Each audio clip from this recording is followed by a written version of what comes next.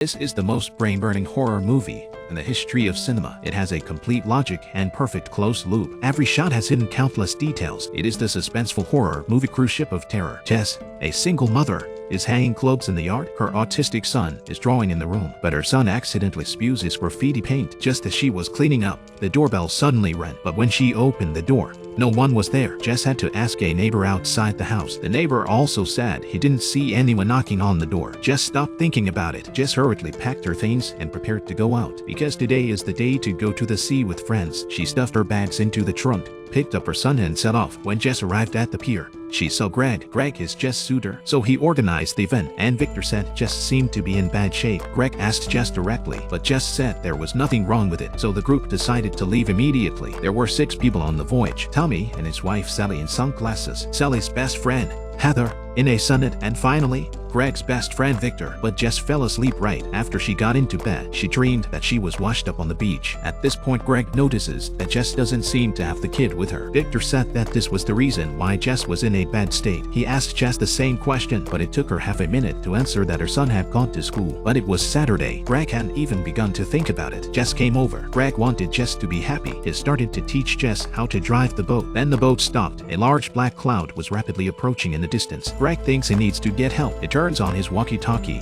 and asks the Coast Guard for help. However, a woman's frightened voice was on the radio. Please hurry! Kill you!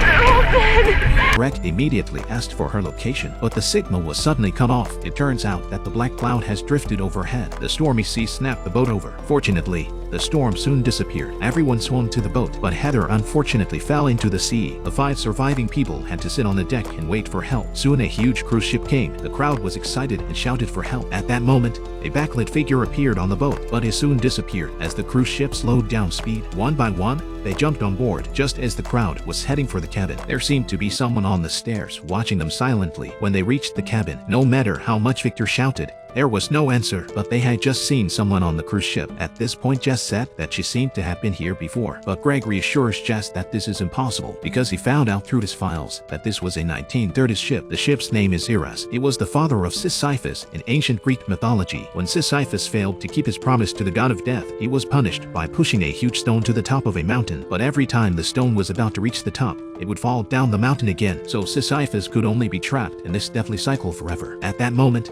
something seemed to have fallen. Victor followed the sound, but only found a set of keys. Jess found that it was her own house keys. There was a picture of her son on it. What's even weirder is that when everyone arrives in the lobby, everyone's watch showed 11:30, but Jess and the clock on the wall showed 8:17 at the same time. While Jess was thinking, she suddenly felt scared. It seemed that there was someone on board. Victor went straight out after him. Greg and Jess also went to check the situation. They were drawn to room 137 by the sound of water. The mirror in the room had the words "Go to the theater" written in blood. Jess seems to have found something. She tells Greg to go to the theater first, but Greg thinks it's a prank. After the two are separated, Jess returns to the lobby to look for the Tommies. The delicious food that was just there has all rotted. Jess is stunned. At that moment, there is another voice behind her. Victor appears and tries to choke Jess to death. Jess struggled and found that the back of Victor's head was injured, so she just pressed down on it. Victor was killed by her. Jess didn't continue to think. She heard gunshots coming from the theater. By the time she got there, Greg had been shot, but Sally asked Jess directly why she shot him. Jess was confused. She had just been in the lobby. As the 3 of them argued, Sally was shot in the chest. Tommy was also killed by a random shot. The masked man upstairs tried to continue shooting. Jess had to escape to the deck, but the scene that followed was a shock to her. The woman just pushed the man. The next second, the man's back of the head was pierced by a nail. The masked man chased after Jess to kill her, but she hesitated to shoot. Jess then seizes the opportunity to fight back. After Jess got the axe, she cornered the masked man, but then the masked man said something strange. The only way to get home is to kill everyone. Jess used the axe to knock her off the deep end. Just when she thought it was over, suddenly she heard a cry for help coming from the sea. Then she saw a strange scene. That was herself and her partner who were calling for help, and Jess was the one who was on the boat at the time. Everything went into the next cycle again. In order to make the logic of the plot clear, we will call the main female point of view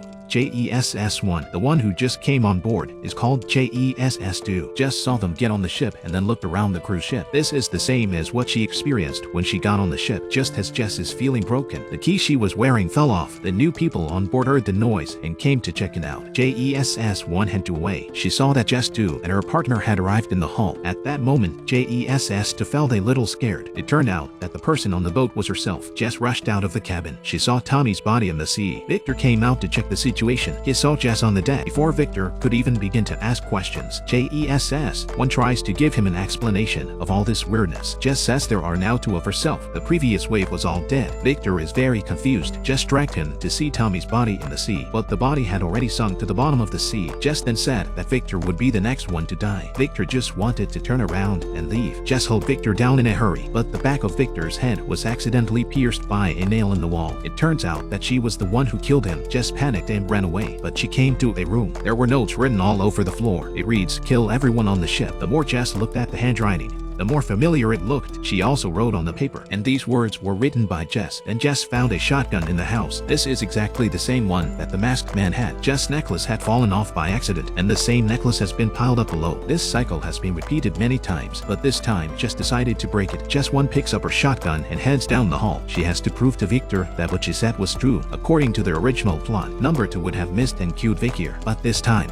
1 had to meet head-on. Just as Jess 1 was about to shoot, she found herself unable to shoot. She could only watch Snow to leave. At that moment, there was another shot from the theater. When she got there, she found that Greg had still been shot. Here Jess 1 spots Masked Man 1. She decisively shot Masked Man 1 in the head. In this cycle, JESS-1 saved the Tommies. She handed over a gun without explanation. She told Tommy to shoot the man when he saw him, but when JESS-1 went to rescue Victor, she found that the body had been cleaned up. There should be another killer here. Another shot rings out. Tommy found the masked man hiding behind the wall, but when the masked man took off his hood, it was a different Jess. We'll call her Jess 0 because she was on the ship before the arrival of number 1. Number 0 tricked the two into the room. She killed Tommy. Sally, who was wounded, fled to the control room for help. At the time of going to sea, the distress call Greg received was from Sally. Help me!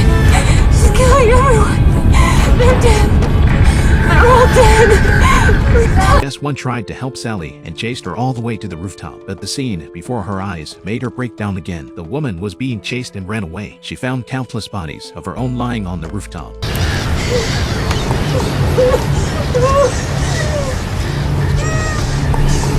Jess 1 was devastated when she saw it. She thought she could break the cycle. Little did she know that everything she did was part of the cycle. At that moment, the sound of fighting came from the deck again. Jess threw the body of Zero into the sea. By the time she turned around, Sally also died of blood loss. At this point, everyone on board Jess 2 is dead. Now only JESS-1 and JESS-2 are left in. At that moment, a new cycle came, the familiar cry for help again. Number 2 stared at the ship in disbelief. Number 1 just looked at number 2. Suddenly she realized that as soon as all the people on board died, the cycle would start all over again. Panicked, No. 1 tried to find a way to break it just in time for the third group of people to board the deck, and this is the same peekaboo view that appears at the beginning of the film. She tries to stop the ship, but to no avail. At that moment, No, on the deck, is explaining to Victor No. 3 what just happened. Jess 1 suddenly realizes the only way to break the cycle is to kill everyone and stop them from getting on the ship. She could only break the cycle. She comes into the room and writes the word Go Theater on the glass and cleans up the bodies on the ship. Finally, she comes down the hall and tells Tommy and his wife to meet at the theater. JESS-1 put on a hood and grabbed a gun. The first person to be killed was Greg 3. He recognized Jess by the shoes on his feet, but was still killed by a shot. Then Tommy, after Sally is shot, JESS-3 escapes. Everything was going the way it was supposed to go in the cycle. She knew that number 3 would be there, so she found a good position in advance to sneak in. But in the face of her other self, JESS-1 still didn't shoot, and then she was countered. Number 1 throws the shotgun. Number 3 picks up the axe. Now everything that happens is the exact same cycle as before. At the last moment, she tells 3 to kill everyone, and then she falls into the ocean. When she wakes up again, she finds herself on a beach, and the scene before her was the same as in her dream. Jess ran straight for home. She looks through the window and sees her son, who is carefully drawing a picture. But soon there was a strange scene. Her other self was yelling at her son with a spewed toy. After she left, Her son spotted herself through the window. The panicked son accidentally spilled his paint. The other Jess appears and hits her son. Jess listened to the sound of her son being slapped. She was heartbroken for her son. Through this sea voyage, she had realized the mistakes of her own education. She decided to change all this. She rang the doorbell and took a hammer out of the storage room. The other Jess went out and did not see anyone. She asked the neighbor and returned to the room. Jess had been waiting for a long time. She slashes at her other self in anger, but her son witnessed the horrific scene. Jess picked up her son and reassured him that it was all a bad dream. Then she loaded the body into the trunk. Jess was driving down the road. Suddenly, an albatross was hit and killed by the car. Just as Jess was about to dump the body, she was horrified to find a pile of dead albatrosses underneath. Thinking she had escaped the cycle, little did she know that everything that happened afterwards was still part of the cycle. She drove away as fast as she could. Her son was crying in the back seat of the car. As she was trying to calm him down, she crashed into an oncoming truck. Looking at the two bodies on the ground, Jess realized that she had died in the accident. The driver behind her came up to her and asked if she wanted a ride. Jess asked the driver to take her to the pier to say goodbye to her friend. Before leaving, the driver asked a question. You will come back, won't you? Yes, I promise. Jess promised that she would come back, but when she got to the pier, she forgot her promise friend anyway. And so a new cycle begins again. This is the end of the film. A brief analysis. In fact, Jess had already died when she boarded the ship, so the time of everyone in the lobby of the ship is 11:30, but her time and the time on the ship are 8:17. Only dead people's time does not pass, and that cab driver is the gun of death, as Jess repeatedly deviated from her promise. Eventually, she was punished by death and trapped in the cycle forever.